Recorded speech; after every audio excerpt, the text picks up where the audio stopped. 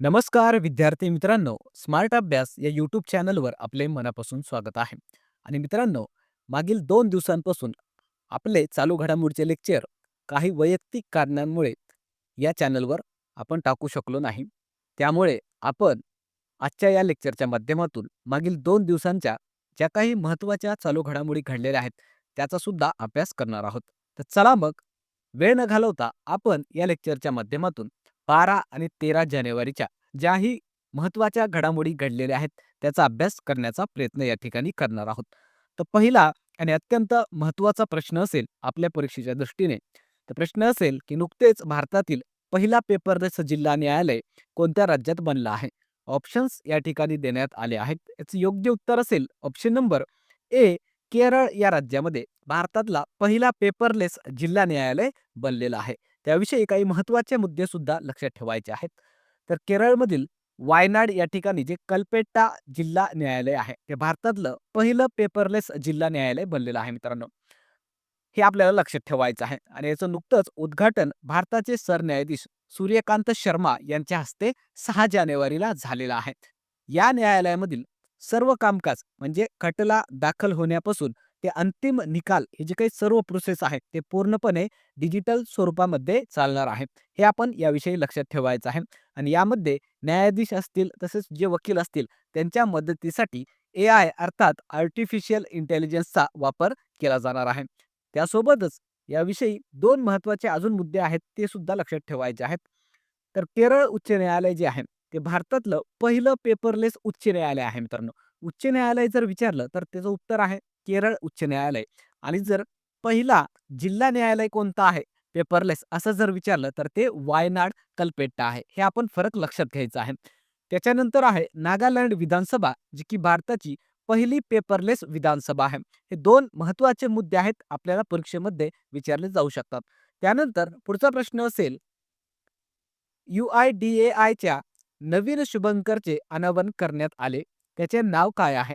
Options या ठिकाणी आपण दिले आहेत. याचं योग्य उत्तर असेल ऑप्शन नंबर ए, उदय या असं त्या शुभंकराचं नाव आहे. त्याविषयी काही महत्त्वाचे मुद्दे लक्षात ठेवायचे आहेत. तर हे जे काही UIDA आहे त्याचा नवीन शुभंकर जे आहे त्याचं अनावरण नुकतंच करण्यात आलेलं आहे. आणि हे जे काही UIDA आहे त्यालाच आपण भारतीय विशिष्ट ओळख प्राधिकरण म्हणून असं ओळखतो. याच्या नवीन शुभंकराचं नाव लक्षात ठेवायचं आहे, उदय असं आहे. याचं अनावरण नुकतंच 8 जानेवारीला करण्यात आलेलं आहे. याचा उद्देश काय आहे? तर आधारशी संबंधित ज्या तांत्रिक माहिती असतात, उदाहरणार्थ अपडेट पडताळणी असेल, सुरक्षा वैशिष्ट्ये असेल, तसेच हे जे काही माहिती आहे ते सर्वसामान्य नागरिकांना सोप्या भाषेत समजावून सांगण्यासाठी या शुभंकराचं अनावरण करण्यात आलेलं आहे. आणि ही जी काही शुभंकर आहेत त्याची निवड प्रक्रिया आहे ती माय गव्हर्नमेंट हे जे प्लॅटफॉर्म आहे सरकारचं त्याने एक स्पर्धा आयोजित केलेलं होतं. त्याच्या माध्यमातून याचं निवड ही करण्यात आलेली आहे. तर याविषयी लक्षात ठेवायचं आहे की शुभंकराचं डिझाइन जे आहे ते केरळमधील अरुण गोकुळ याने केलेलं आहे आणि शुभंकराला नाव सुचविलेलं आहे. भोपाळ या ठिकाणची जी रिया जैन आहे तिने. ते 2 नावं आपण लक्षात घ्यायची आहे. त्यासोबतच याचं कार्य काय असणार आहे या उदय या शुभंकराचं? तर हा एक डिजिटल सहाय्यक म्हणून काम करणार आहे. तसेच तो आधार पोर्टल, ॲप आणि विविध जाहिरातींच्या माध्यमातून नागरिकांच्या ज्या शंका असणार आहेत, ते निरसन करताना त्या ठिकाणी आपल्याला पुढील काळामध्ये दिसून येणार आहे. तर हे काही महत्त्वाचे मुद्दे एवढं आपल्याला लक्षात ठेवायचं आहे. त्यानंतर पुढचा प्रश्न असेल, की नुकतेच कोणत्या राज्यात आशा व्हॅन या फिरत्या आरोग्य युनिटचं सुरुवाती करण्यात आलेली आहे? ऑप्शन्स या ठिकाणी आपण दिले आहेत. याचं योग्य उत्तर असेल ऑप्शन नंबर डी, गुजरात. त्याविषयी काही महत्त्वाचे मुद्दे लक्षात ठेवा. तर त्याचं नाव आहे आशा व्हॅन, जे की गुजरातमध्ये नुकतंच जानेवारी 2026 मध्ये त्या ठिकाणचे जे मुख्यमंत्री आहेत भूपेंद्र पटेल यांच्या हस्ते या व्हॅनचं नुकतंच उद्घाटनही करण्यात आलेलं आहे. आणि ही जी व्हॅन आहे ती एक प्रकारचं आरोग्य युनिट आहे मित्रांनो, जे की प्रामुख्याने कर्करोगाचं निदान करण्यावर लक्ष केंद्रित करते. म्हणजे ही व्हॅन जी आहे ते गावोगावी फिरणार आहे आणि कॅन्सर पीडित जे लोक आहेत किंवा ज्यांच्यामध्ये सुरुवातीचे लक्षण कॅन्सरचे ज्याच्यामध्ये दिसत आहेत, त्यांना ओळखून लवकरात लवकर त्यांना उपचार कसे मिळतील यावर ती फोकस करणार आहे. हे आपण याविषयी लक्षात ठेवायचं आहे. आणि ही जी व्हॅन आहे ती अत्याधुनिक तंत्रज्ञानाने अशी ही व्हॅन असणार आहे. हे सुद्धा आपण लक्षात ठेवायचं आहे. याचा मुख्य उद्देश काय आहे? ग्रामीण आणि दुर्गम भागातील लोकांमध्ये कर्करोगाची लक्षणे सुरुवातीच्या टप्प्यामध्ये ओळखणे आणि त्याच्यावर वेळेत उपचार करणे. तर हे महत्त्वाचे मुद्दे याविषयी आपल्याला लक्षात ठेवायचे आहेत. त्यानंतर पुढचा प्रश्न बघण्या अगोदर व्हिडिओ आवडला तर व्हिडिओला लाईक करा. चॅनलवर नवीन असाल तर चॅनलला सबस्क्राईब करून घ्या.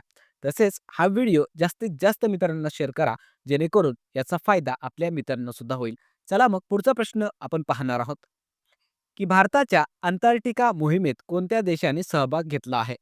हा सुद्धा आपल्या परीक्षेसाठी महत्त्वाचा असा प्रश्न आहे. ऑप्शन्स या ठिकाणी आपण दिले आहेत. याचं योग्य उत्तर असेल ऑप्शन नंबर सी, UAE या देशाने नुकतंच भारताच्या अंटार्क्टिका मोहिमेमध्ये सहभाग घेतलेला आहे. त्याविषयी काही महत्त्वाचे मुद्दे बघा. तर UAEचे संशोधक जे भारताचं मैत्री 2 संशोधन केंद्र आहे, त्यामध्ये भारतीय शास्त्रज्ञांसोबत काम करण्यासाठी सहभागी झालेले आहेत. आणि हे जे मैत्री 2 आहे, ते भारताचं अंटार्क्टिकावरील 4थं संशोधन केंद्र आहे. हे सुद्धा आपण लक्षात ठेवायचं आहे. सध्या हे पूर्णपणे बनलेलं असं हे संशोधन केंद्र नाही. 2029 पर्यंत हा प्रकल्प जे आहे ते बनून पूर्ण होणार आहे. हे सुद्धा आपण लक्षात ठेवा. त्यासोबतच सध्या जर बघितलं तर भारताचे अंटार्क्टिकावर 3 संशोधन केंद्र आहेत मित्रांनो. त्यांची नावं लक्षात ठेवा. पहिलं आहे दक्षिण गंगोत्री, जे की भारताने 1983 साली त्या ठिकाणी बनवलेलं आहे. आता सध्या ते कार्यरत नाही. सध्या 2च कार्यरत आहेत. पहिलं आहे मैत्री आणि दुसरं आहे भारती आणि चौथं बनत आहे मैत्री 2 या नावाने. हे सुद्धा आपल्याला गोष्टी याविषयी माहिती पाहिजे. त्यानंतर पुढचा प्रश्न असेल, की नुकतेच महिला प्रीमियर लीग अर्थात WPL 2026 ला सुरुवात झाली. यात एकूण किती संघ आहेत? आणि ऑप्शन्स या ठिकाणी देण्यात आले आहेत. याचं योग्य उत्तर असेल ऑप्शन नंबर ए, एकूण 5 संघ या महिला प्रीमियर लीग 2026 मध्ये असणार आहेत. त्याविषयी काही मुद्दे लक्षात ठेवायचे आहेत. तर ही जी काही महिला प्रीमियर लीग आहे 2026 ची, याचा कालावधी 9 जानेवारी ते 5 फेब्रुवारी 2026 या दरम्यान असणार आहे. आणि यासाठी 2 यजमान शहर असणार आहे, ज्या ठिकाणी या स्पर्धांचं आयोजन हे केलं जाणार आहे किंवा केलं जात आहे. तर पहिलं शहर आहे आपल्या महाराष्ट्रातील नवी मुंबई या ठिकाणचं DY पाटील स्टेडियम असणार आहे आणि गुजरातमधील वडोदरा हे शहर असणार आहे. हे 2 शहरं नावं लक्षात ठेवायचं आहे. यामध्ये एकूण संघ असणार आहेत 5 आणि हे जे काही 5 संघ आहेत, त्यांचे कर्णधार कोण आहेत ते सुद्धा आपण लक्षात ठेवायचं आहे. तर मुंबई इंडियन्सची कर्णधार आहे हरमनप्रीत कौर. रॉयल चॅलेंजर्स बंगलोर अर्थात RCBची कर्णधार आहे स्मृती मंधाना. दिल्ली कॅपिटल्सची कर्णधार आहे जेमिमा रॉड्रिग्स. UP वॉरियर्सची कर्णधार आहे मेक लॅनिंग. गुजरात जायंटची कर्णधार आहे ॲशले गार्डनर. हे सहभागी संघ आणि कर्णधार आपल्याला लक्षात ठेवायचं आहे. परीक्षेमध्ये आपल्याला यावर प्रश्न विचारला जाऊ शकतो. त्यासोबतच हे जे काही WPL लीग आहे, त्याची सुरुवात कधी झाली होती? तर सुरुवातीचं वर्ष लिहायचं आहे 2023 आणि आपल्याला तसेच मागील काही विजेते या स्पर्धेचे कोण आहेत ते सुद्धा लक्षात ठेवायचं आहे. तर 2023 ला पहिल्यांदा मुंबई इंडियन्स संघ विजेता ठरलेला आहे. 2024 ला रॉयल चॅलेंजर्स बंगळुरू आणि 2025 ला परत एकदा मुंबई इंडियन्स विजेता ठरलेला आहे. हे आपल्याला माहिती लक्षात ठेवायची आहे. त्यानंतर पुढचा प्रश्न असेल, खेलो इंडिया बीच गेम्स 2026 स्पर्धेत सर्वाधिक पदके कोणत्या राज्याने जिंकली आहेत?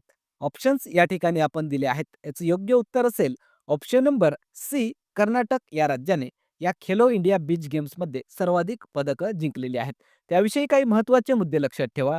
तर ही जी काही खेलो इंडिया बीच गेम्स आहे मित्रांनो, ह्याची दुसरी आवृत्ती होती, जे की दीव या ठिकाणी घोगला बीच आहे त्या ठिकाणी पार पडलेली आहे. आणि हे जे दीव आहे मित्रांनो, ते भारतातलं केंद्रशासित प्रदेश आहे. हे सुद्धा आपण एक्स्ट्रा माहिती लक्षात ठेवायची आहे. याचा कालावधी होता 5 जानेवारी ते 10 जानेवारी 2026 आणि याचं शुभंकर होतं मित्रांनो पर्ल डॉल्फिन, जो की एक ऊर्जा आणि आनंदाचं प्रतीक आहे. हे सुद्धा शुभंकर लक्षात ठेवायचं आहे. यामध्ये देशभरामधून 1100हून अधिक खेळाडूंनी सहभाग घेतलेला होता आणि एकूण खेळांचा समावेश होता 8, ज्यामध्ये beach soccer, beach volleyball, beach kabaddi, mallakhamb यासारखे खेळ होते. हे आपल्याला नावं लक्षात ठेवायचे आहेत. त्यासोबतच आपल्याला काही प्रमुख विजेते लक्षात ठेवायचे आहेत. कर्नाटकने एकूण 11 पदके जिंकलेली आहेत, ज्यामध्ये 3 सुवर्ण पदके आहेत. दुसरा क्रमांक पटकावलेला आहे तामिळनाडू या राज्याने एकूण 8 पदके जिंकलेले आहेत आणि तिसरा क्रमांक मणिपूर या राज्याने पटकावलेला आहे 7 पदकांसह. त्यासोबतच आपल्या महाराष्ट्राची कामगिरी कशी राहिलेली आहे, तर 2 नावं त्याविषयी लक्षात ठेवायचं आहे. ही जी दीक्षा यादव आहे, तिनं नुकतंच ओपन वॉटर स्विमिंगमध्ये रौप्य पदक जिंकलेलं आहे आणि क्रीनाशी येवले आहे, जिनं की कांस्य पदक हे जिंकलेलं आहे. हे आपल्याला 2 नावं लक्षात ठेवायचं आहे. त्यानंतर पुढचा प्रश्न बघण्या अगोदर मित्रांनो, जे नवीन विद्यार्थी आपल्या व्हिडिओसोबत जोडले गेलेले आहेत, त्यांच्यासाठी एक माहिती असणार आहे किंवा सूचना असणार आहे, की आपण या व्हिडिओच्या माध्यमातून जे काही होमवर्क क्वेश्चन देतो, त्या होमवर्क क्वेश्चनचं दररोजच्या दररोज तुम्ही उत्तरं देत चालायचं आहे. तसेच जुन्या विद्यार्थ्यांसुद्धा या प्रश्नांचं उत्तर देण्याचा प्रयत्न करायचा आहे. आणि जे विद्यार्थी डेली आपल्या व्हिडिओमध्ये होमवर्क क्वेश्चन दिले जाणार आहेत, त्याचे उत्तरं देणार आहेत, त्यांना या महिन्याच्या शेवटी काही बक्षिसं दिले जाणार आहेत. तर अवश्य तुम्ही सर्वांनी ही जी बक्षीस आहेत, ती जिंकण्याचा प्रयत्न करायचा आहे. याच्या माध्यमातून तुमचा एकतर अभ्याससुद्धा होणार आहे. आपल्या विद्यार्थ्यांमध्ये एक हेल्दी कॉम्पिटिशन सुद्धा राहणार आहे आणि तुम्हाला बक्षिसंसुद्धा यामार्फत जिंकता येणार आहेत. म्हणून सर्वांनी जास्तीत जास्त प्रश्नांची उत्तरं देण्याचा प्रयत्न करायचा आहे आणि बक्षिसं जिंकायचं आहे. त्यानंतर आपण पुढचा प्रश्न बघूया. तर नुकतेच पंखुडी पोर्टल कोणत्या मंत्रालयाकडून सुरू करण्यात आले आहे? ऑप्शन्स या ठिकाणी आपण दिले आहेत. याचं योग्य उत्तर असेल ऑप्शन नंबर सी, महिला व बाल विकास मंत्रालयाकडून हे नुकतंच पंखुडी नावाचं पोर्टल सुरू करण्यात आलेलं आहे. त्याविषयी काही महत्त्वाचे मुद्दे लक्षात ठेवा. तर हे जे काही पंखुडी पोर्टल आहे, ते केंद्रीय महिला आणि बाल विकास मंत्रालय जे आहे, त्याने नुकतंच सुरू केलेलं आहे 8 जानेवारीला. आणि याचा उद्देश काय आहे, तर महिला आणि मुलांच्या कल्याणासाठी चालविल्या जाणाऱ्या ज्या सरकारी योजना आहेत, त्यामध्ये जे CSR अर्थात कॉर्पोरेट सामाजिक जबाबदारी आणि जे NGO असतं अर्थात स्वयंसेवी संस्था यांचा सहभाग वाढवणे. या पोर्टलमुळे काय होणार आहे, की महिला आणि बालकांसाठीचं जे काही कामे असणार आहेत, ते पारदर्शकपणे आणि जलद गतीने होण्यास मदत होणार आहे. एवढं आपल्याला या पोर्टलविषयी लक्षात ठेवायचं आहे. त्यानंतर पुढचा प्रश्न असेल, की नुकतेच कोणत्या राज्यातील नागोरी अश्वगंधाला GI टॅग देण्यात आला आहे? ऑप्शन्स या ठिकाणी देण्यात आले आहेत. याचं योग्य उत्तर असेल ऑप्शन नंबर डी, राजस्थान. त्याविषयी काही महत्त्वाचे मुद्दे लक्षात ठेवा. तर नाव आहे नागोरी अश्वगंधा. हे प्रामुख्यानं जर बघितलं तर राजस्थानमधील जे नागौर जिल्हा आहे त्यामध्ये पिकवलं जातं. त्यावरूनच याला नागोरी अश्वगंधा असं नाव देण्यात आलेलं आहे. याचं वैशिष्ट्य काय आहे, तर नागौरमधील विशिष्ट हवामान आणि तेथील वालुकामय जमीन जी आहे, हे पिकासाठी अत्यंत पोषक ठरते आणि अशा क्वालिटीचं अश्वगंधा त्याच ठिकाणी पाहायला मिळतं मित्रांनो. म्हणूनच नुकतंच याला GI टॅग म्हणून दर्जा देण्यात आलेला आहे. म्हणून हे आपल्यासाठी महत्त्वाचा पॉइंट होतो, स्टार करून ठेवायचा आहे. त्यासोबतच 2025 मध्ये जे महत्त्वाचे GI टॅग उत्पादनं झालेली आहेत किंवा ज्याला GI टॅग देण्यात आलेला आहे, ते नाव आपल्याला लक्षात ठेवणं गरजेचं आहे. कारण GI टॅगवर सुद्धा आपल्या परीक्षांमध्ये प्रश्न हे विचारले जातात. तर पन्ना डायमंड हा मध्य प्रदेशमधील आहे, ज्याला GI टॅग नुकताच देण्यात आलेला आहे.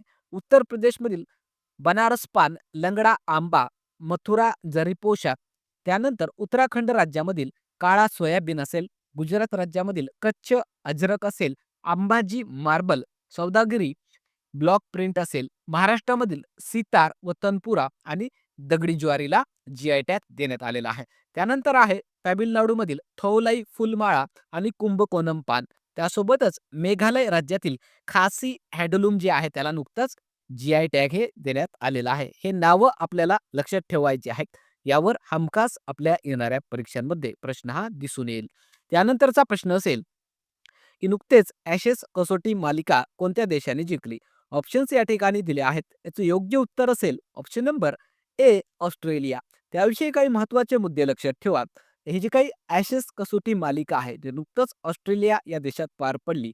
विजेता ठरलेला आहे ऑस्ट्रेलिया हा देश आणि या ऑस्ट्रेलियाने 4-1 अशा फरकाने नुकतंच इंग्लंडला पराभूत केलेलं आहे आणि सलग ही जी काही ॲशेस कसोटी मालिका आहे, ते ऑस्ट्रेलियाने 5व्यांदा जिंकलेले आहे. हे सुद्धा आपण लक्षात ठेवायचं आहे.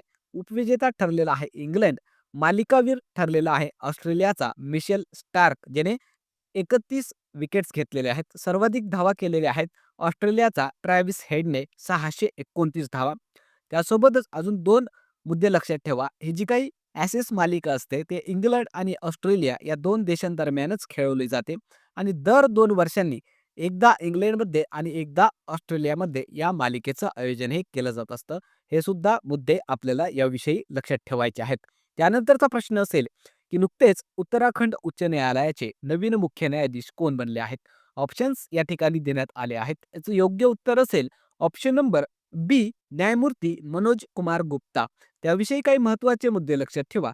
तर उत्तराखंड उच्च न्यायालय जे आहे, त्या ठिकाणी नवीन मुख्य न्यायमूर्ती किंवा मुख्य न्यायाधीश नियुक्त करण्यात आलेले आहेत. त्यांचं नाव आहे मनोज कुमार गुप्ता आणि नुकतंच त्यांनी 10 जानेवारी 2026 ला उत्तराखंडचे 15वे मुख्य न्यायाधीश म्हणून शपथ घेतलेली आहे. या अगोदर ते अलाहाबाद उच्च न्यायालयामध्ये ज्येष्ठ न्यायाधीश म्हणून कार्यरत होते मित्रांनो. हे सुद्धा पॉइंट लक्षात ठेवा. त्यासोबतच इतर काही महत्त्वाचे मुद्दे उच्च न्यायालयाविषयी आपल्याला लक्षात ठेवायचे आहेत. तर बॉम्बे उच्च न्यायालय जे आहे महाराष्ट्राचं, त्याचे मुख्य न्यायाधीश बनले आहेत श्री चंद्रशेखर. भारतात सध्या एकूण किती उच्च न्यायालय आहेत, असा जर प्रश्न आला, तर लक्षात ठेवायचं आहे सध्या 25 आहेत आणि 25वं उच्च न्यायालय आहे आंध्र प्रदेश उच्च न्यायालय. भारतातील पहिले उच्च न्यायालय कोणतं आहे, असं जर विचारलं, तर लक्षात ठेवायचं आहे कलकत्ता उच्च न्यायालय हे भारतातलं पहिलं उच्च न्यायालय आहे. त्यानंतर पुढचा प्रश्न असेल, की नुकतेच विश्व हिंदी दिवस कधी साजरा करण्यात आला? ऑप्शन्स या ठिकाणी आपण दिले आहेत. याचं योग्य उत्तर असेल ऑप्शन नंबर ए, 10 जानेवारी. त्याविषयी महत्त्वाचे मुद्दे लक्षात ठेवा. तर दरवर्षी 10 जानेवारी जगभरामध्ये विश्व हिंदी दिवस म्हणून साजरा केला जातो. हे डेट आपल्यासाठी महत्त्वाचे आहे. अशा प्रकारचा प्रश्न हे या अगोदर परीक्षांमध्ये विचारण्यात आलेला आहे. त्यासोबतच अजून एक मुद्दा लक्षात ठेवायचा आहे. इंग्रजी आणि मॅन्डरिन चीनी या भाषेनंतर हिंदी ही जगात सर्वाधिक बोलली जाणारी तिसरी भाषा आहे. हे मुद्दा स्टार करून ठेवायचा आहे. त्यासोबतच आपल्याला मराठीविषयी 2 मुद्दे लक्षात ठेवायचे आहेत. 27 फेब्रुवारीला मराठी भाषा गौरव दिवस म्हणून साजरा केला जातो आणि 3 ऑक्टोबरला मराठी अभिजात भाषा दिन म्हणून साजरा केला जातो. कारण 3 ऑक्टोबर 2024 ला केंद्र सरकारने मराठी भाषेला अभिजात भाषेचा दर्जा दिलेला आहे. हे मुद्दा आपल्यासाठी महत्त्वाचा आहे.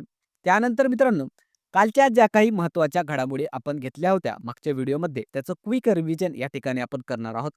तर पहिला प्रश्न आपण घेतला होता, की नुकतेच कोणता देश आंतरराष्ट्रीय सौर आघाडीतून बाहेर पडला आहे? याचं उत्तर होतं ऑप्शन नंबर ए, अमेरिका.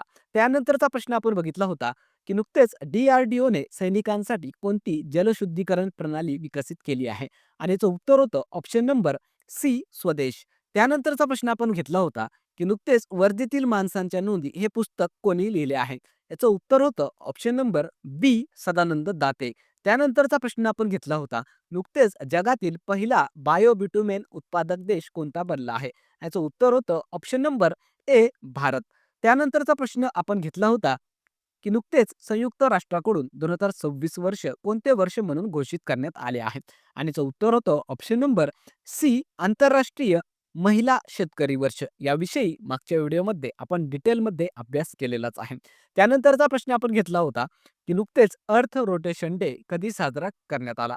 याचं उत्तर होतं ऑप्शन नंबर बी, 8 जानेवारीला. त्यानंतरचा प्रश्न आपण घेतला होता, की नुकतेच उस्मान ख्वाजा या क्रिकेटपटूने आंतरराष्ट्रीय क्रिकेटमधून निवृत्तीची घोषणा केली. तो कोणत्या देशाचा खेळाडू आहे?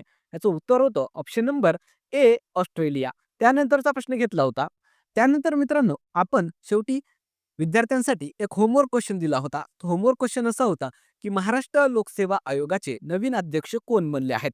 ऑप्शन सुद्धा आपण या ठिकाणी दिले होते आणि बऱ्याचशा विद्यार्थ्यांनी खूप सुंदरपणे, डिटेलपणे या प्रश्नाचं उत्तर हे सांगितलेलं आहे. त्यांचं मनापासून अभिनंदन.